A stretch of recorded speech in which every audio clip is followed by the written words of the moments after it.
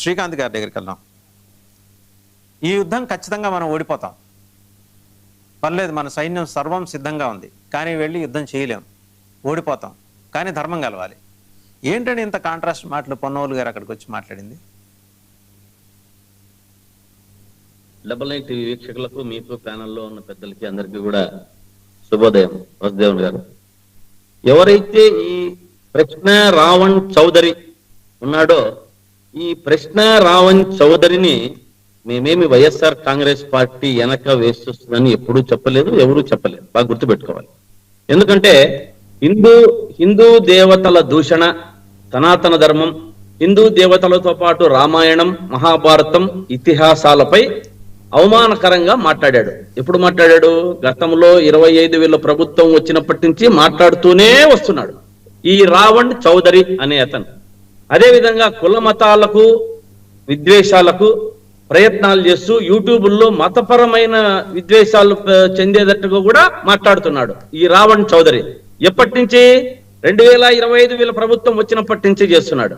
అదేవిధంగా గతంలో కూడా చాలా సార్లు మాట్లాడుకుంటూ వస్తున్నాడు, చేస్తున్నాడు. కానీ ఈ వైఎస్ఆర్ కాంగ్రెస్ పార్టీ, జగన్మోహన్ రెడ్డి గారు కానీ, మరి మా నాయకులు కానీ ఎవ్వరూ కూడా మాకు ఎటువంటి సంబంధము లేదు. రావణ్ వైఎస్ఆర్ కాంగ్రెస్ పార్టీ కాదు. వైఎస్ఆర్ కాంగ్రెస్ పార్టీ నాయకులు కానీ, వైఎస్ఆర్ కాంగ్రెస్ పార్టీ కార్యకర్తలు కానీ వస్తేనే మేము ప్రశ్నించము. రాష్ట్రంలో ఎవరికి అన్యాయం జరిగినా మీరు చట్టబద్ధంగా తీసుకుంటే మేమేం మాట్లాడ్డాం. మీరు గతంలో ఒక మాట అన్నారు, ఇప్పుడు పొన్నవోళ్ళు గారు కానీ ఇంకొకరు కానీ గతంలో జరిగిన వైఎస్ఆర్ కాంగ్రెస్ పార్టీలో జరిగిన దీనిలకు మాట్లాడతారా అని. ఎందుకు వీళ్ళకి ఆ రోజు అవకాశం ఇవ్వలేదు? చట్టబద్ధంగా మేము చట్టబద్ధంగా చేశాం కాబట్టి వీళ్ళ నోటులో మాట లేదు ఏది మాట్లాడడానికి. ఒకవేళ అట్లా చేసి ఉండింటే వీళ్ళు అసమర్థుల కిందే లెక్క. మేము ఒకవేళ చట్టాన్ని చేతిలోకి తీసుకొని ఏదన్నా చేసి ఉండింటే, వీళ్ళు మాట్లాడలేదంటే టీడీపీ పార్టీ కానీ కూటమి కానీ అసమర్థుల కింద లెక్క. అంటే వీళ్ళు ప్రజాపక్షాన లేరు అనే దాని కింద పరిగణలోకి తీసుకోవచ్చు. కానీ మేము ఎప్పుడు ఏది కూడా చట్టాన్ని చేతిలోకి తీసుకోకుండా ఏది మీద ఎవరి కేసులు పెట్టాలి, దాని వరకు ఎంతకు తగువ అనేది మాత్రమే పెట్టుకుంటూ వచ్చాం. కాబట్టే వీళ్ళకు ప్రశ్నించేదానికి హక్కు లేకుండా పోయింది అక్కడ అనేది గుర్తుపెట్టుకోవాలి. ఈరోజు మనం చూసుకుంటూ వస్తున్నాం. విజయవాడలో జరిగిన కృష్ణ ఇది కానీ ప్రశ్నించాం. ఎందుకంటే ఆ శవం లేదు, తల్లి ఆవేదన చూసి ప్రశ్నించాం. ఈ రోజు మళ్ళీ ఇంకొకటి అబ్బాయి క్రాంతి కుమార్, అబ్బాయి ఏం వైఎస్ఆర్ కాంగ్రెస్ పార్టీ కాదు, ఈ కృష్ణ అనే తన పతను జనసేన పార్టీ, వీళ్ళ పార్టీ కోసం, కూటమి కోసం వర్క్ చేశాడు. కానీ ప్రశ్నించాం. ఎందుకు? ప్రజాస్వామ్యానికి విఘాతకులు ఈ ఇది కూటమి ప్రభుత్వంలో. కాబట్టి వైఎస్ఆర్ కాంగ్రెస్ పార్టీ ప్రశ్నిస్తాంది. తప్పేముందండి దీంట్లో? వీళ్ళు ఏ కార్యక్రమం చేసినా, ఇప్పుడు సుగాలి ప్రీతి గురించి చెప్పారు. సుగాలి ప్రీతి ఆ రోజు వీళ్ళు అన్యాయం చేశారు, మాట చెప్పారు, మడమ తిప్పారు, ఏమి చేయలేదు. కాబట్టి ప్రశ్నిస్తున్నాం. మేము ప్రజల గొంతుకను మా గొంతుకుగా వారికి జరిగిన అన్యాయాన్ని మాట్లాడడంలో, ప్రజాస్వామ్యంలో ఏ తప్పు లేదు. కాకపోతే శిక్షలు పడాలి. ఎవరు తప్పు చేసినా వదిలే ప్రసక్తి ఉండకూడదు. అటువంటి ఉంటే వీళ్ళు ప్రభుత్వాన్ని నడపలేదానికి అసమర్థులు అని చెప్పచ్చు. కానీ ఇంతకుముందు గతంలో మీరు చెప్పినట్టు డీజీపీ గారు దీనికి వర్తిస్తుందా లేదా? దీనికి వర్తించదు. గతంలో ఈ రావణ్ చౌదరి అనేతను తెలుగుదేశం కోసమే పనిచేశాడు. తెలుగుదేశం కోసమే పనిచేశాడు. గతంలో అన్ని దాలను విమర్శించాడు, చేశాడు ఈ రావణ్ చౌదరి. కానీ మేము ఎప్పుడు కూడా మేము మాట్లాడలేదు. వీళ్ళే వాళ్ళు వెనకేసుకొని వచ్చుకుంటున్నారు, మాట్లాడిచ్చారు. కానీ ఈ రోజు ఎందుకు వీళ్ళు ఉపా చట్టానికి పోయారు అంటే, గతంలో దేవుళ్ళను దూషిస్తే, హిందువులను దూషిస్తే వీళ్ళు పట్టించుకోరు. కానీ వీళ్ళు పర్సనల్ గా ఎప్పుడైతే చంద్రబాబు నాయుడును, ఎప్పుడైతే పవన్ కళ్యాణ్ గారిని మాట్లాడారో అప్పుడు వీళ్ళకి ప్రజాస్వామ్యం గుర్తొచ్చింది. అంటే ఎక్కడికి పోతున్నాము? ఇది కక్ష సాధింపు కాదా? ఇది రెడ్ బుక్ రాజ్యాంగం కాదా? ఇది మనం ఎక్కడికి పోతున్నాం అనేది ఆలోచించాలి. వీళ్ళు అది ఆలోచించకుండా ఏదంటే ఇది మాట్లాడుతూ, ఏ కార్యక్రమాలంటే మనకు దీనికి ప్రజాస్వామ్య బద్ధంగా చేస్తే మాట్లాడడంలో తప్పేముంది సార్? దీన్ని మీరు కూడా ప్రశ్నిస్తారు. మీరు కూడా మీరు వాళ్ళ గొంతుకుగా ప్రశ్నించారు కాదనుకోకండి. కానీ చట్టాలను చేతిలోకి తీసుకొని వీరు హింసిస్తూ ఉంటే వైఎస్ఆర్ కాంగ్రెస్ పార్టీ కానీ, వైఎస్ఆర్ ముఖ్యమంత్రి జగన్మోహన్ రెడ్డి గారు కానీ, మా నాయకులు కానీ ఎవరైనా ఊరికే ఉండరు.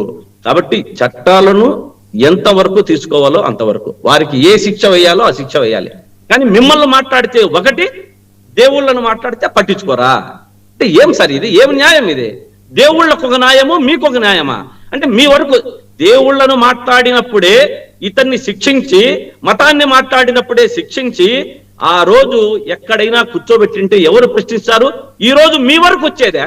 మిమ్మల్ని మాట్లాడే వరకు వచ్చేదా? ఇది రాదు కదా. అంటే దీంట్లో ఆంతర్యం ఏమి గుర్తుపెట్టుకోవాలి అంటే, వాళ్ళ వరకు బయటి వాడిని ఏదైనా మాట్లాడచ్చు, వాళ్ళకి సపోర్ట్ చేసి మాట్లాడచ్చు. ఎప్పుడైతే వాళ్ళకు సపోర్ట్ వదిలి బయటకు వచ్చి మాట్లాడితే వీళ్లకు అన్ని గుర్తొస్తాయి, ఉపా చట్టాలు గుర్తొస్తాయి, ఇంకొకటి గుర్తొస్తాయి, ఏదైనా గుర్తొస్తాయి. కానీ గతంలో కూడా వీళ్ళు మనం మాట్లాడుకుంటూ పోతే వీళ్ళు దేవుళ్ళను పట్టించుకునే పరిస్థితి లేదు. వీళ్ళు నిజంగా మతము గాని వీరికి పట్టదండి. పట్టింటే చంద్రబాబు నాయుడు గారు ఈ రోజు చూస్తున్నాం, పవన్ కళ్యాణ్ గారు అయోధ్యలో జరిగిన హుండీ లెప్పి గురించి ఏదన్నా మాట్లాడుతున్నారా? ఆ రోజు అయోధ్యకు లడ్డు పోతే ఏం మాట్లాడారు? అబ్బబ్బబ్బబ్బబ్బబ్బా, దాంట్లో ఏమీ కలవకపోయినా ఏమీ చెయ్యకపోయినా పాదయాత్రలు, మెట్లు గడగడాలు ఇవన్నీ చేశారు. కాబట్టి ఇటువంటి దాంట్లో సమాన చట్టాలు ఉండాలి ప్రతి ఒక్కరికి. మీకైనా తన దాకా ఊరికే వస్తే కాదు, మీరు కూడా ఇవి గమనించుకోవాలి, గమనించుకొని మాట్లాడాలి. ఇప్పుడు దీని వెనుక సూత్రధారులు, పాత్రధారులు ఎవరు ఉండేది తెలియాలి. ఎందుకు మాట్లాడాడు, ఎవరు జడాశ్రావని మాట్లాడారా, లేకుంటే ఇంకొకరు మాట్లాడారా, ఎందుకు మాట్లాడుతున్నారు, ఈ హిందూయిజాన్ని గాని ఇది గాని ఎందుకు మాట్లాడుతున్నారు అనేది మీ చేతిలో ఉంది ప్రభుత్వం. దాన్ని మీరు వదిలిపెట్టేసి ఎప్పుడంటే ఎప్పుడు మిమ్మల్ని మాట్లాడినప్పుడే బయటకు వచ్చేది తగదు. ప్రజలంతా కూడా చూస్తున్నారు, బాగా గమనిస్తున్నారు. మేము అందరికీ తెలుసు, ప్రజలు ఈ రావణ్ చౌదరి అనేటువంటి అతను ఎప్పుడైతే దేవుళ్లను మాట్లాడినప్పుడు పట్టించుకోలేదు, వీళ్లను ఎప్పుడైతే టార్గెట్ చేసి మాట్లాడాడో అప్పుడే మీరు ముందుకొచ్చి లేని చట్టాలంతా అతని మీద ప్రయోగిస్తున్నారు అన్నది ప్రజలంతా గమనిస్తున్నారు. ఇది ప్రజాస్వామ్యానికి విఘాతకం అంటున్నాం. కానీ మేము ఎప్పుడు శిక్షించాల్సిండేదే, శిక్షార్హత ఉన్నవాడు ఏ శిక్ష పడాలో ఆ శిక్ష పడాలి. ఇంకొకటి చెప్పాడు, కోర్టు నిర్ణయిస్తాయి. మన ఈయన మాట్లాడుతూ కోర్టు ఏం నిర్ణయిస్తాయి? చట్టంలో మీరు ఏదైతే కేసులు పెట్టుకుంటా పోతున్నారో దానిని పరిశీలిస్తాయి. కానీ మీరు ఇక్కడ చట్టంలో మీరు పెట్టే కేసులే సరిగ్గా లేవే. ఇంకా మీరు ఈ ఆధారాలకు తగ్గట్టుగా కోర్టు తగిన న్యాయం చేస్తుందని, కోర్టు న్యాయస్థానంలో మనకు న్యాయం జరుగుతుందని ప్రతి ఒక్కరూ ఆశిస్తాం. కానీ మీరు కోర్టును కూడా డైవర్ట్ చేస్తున్నారు, కోర్టుకు అబద్ధపు సాక్ష్యాలు ఇస్తున్నారు. ఎందుకంటే మనం కృష్ణా విషయంలో చూసాం, ఆ క్రాంతి విషయంలో చూస్తాం. ఈ రోజుకు దిగుతుందా? కోర్టు వారు ఏం చేస్తారు? పోలీసులు గాని ఇక్కడ పోలీసులే చంపుతారు, పోలీసులే దాన్ని విచారిస్తారు, పోలీసులే దాన్ని తీసుకొని పోతారు. ఇవన్నీ సరే గాని, సరే రావణ్తో మీకు సంబంధం లేదు, దళిత చౌదరితో ఏమండి, రావణ్ చౌదరితో మాకు సంబంధం, ఆయనతోటి చౌదరి గారితో మీకు సంబంధం లేదు. నేను అనేది ఏంటంటే, ఇప్పుడు ఏలూరులో దళిత క్రైస్తవ సభ పెట్టుకున్నారు. పాపం జడా శ్రావణ్ గారు వాళ్ళని చాలా మందిని పిలిచే పాస్టర్లు వచ్చారు. వాళ్ళ బాధ ఏదో వాళ్ళు గోడేదో వాళ్ళు ఎల్లబోసుకున్నారు. పాస్టర్లకి ఏదో అన్యాయం జరుగుతోంది, ఈ కొత్త చట్టంతో ఇబ్బంది అవుతుంది, ఏదో మాట్లాడుకున్నారు. ఆ సభ వాళ్ళు పెట్టుకుంటే మీ సోషల్ మీడియాకి అక్కడ ఏంటండి పని? ఒకటి సార్, మీడియా అంటే మీరే ఉంటారు, సోషల్ మీడియాకి ఏంటి పని అని అడిగాను. వైఎస్ఆర్సీపీ పార్టీ సోషల్ మీడియాకి ఏంటి పని? మీడియా అందరూ ఏదైనా మీడియా వాళ్ళు సెన్సేషనల్ జరుగుతా ఉంటే ప్రతి ఒక్కరూ కూడా పోయి మేము ముందేసుకోవాలా, మేము ముందేయాలా, మా ఛానల్కి కానీ మా టీవీకి కానీ ఇంకొక దానికి కానీ పేరు రావాలా అని అనుకుంటారు. దానికి తప్పేముంది? మీరేమని చేస్తున్నారంటే జర్నలిజాన్నే గొంతు పిసుకలా అని చూస్తున్నారు. మీ మాటల్లో నాకు అర్థమవుతుంది. మీరు కూడా జర్నలిజంలో ఉన్నారు కదా, దీనికి తప్పేంటి ఏంటున్నా? నేను అడిగిన ప్రశ్న వేరు, మీరు చెప్తున్నది వేరు. సోషల్ మీడియాకి ఏంటి పని?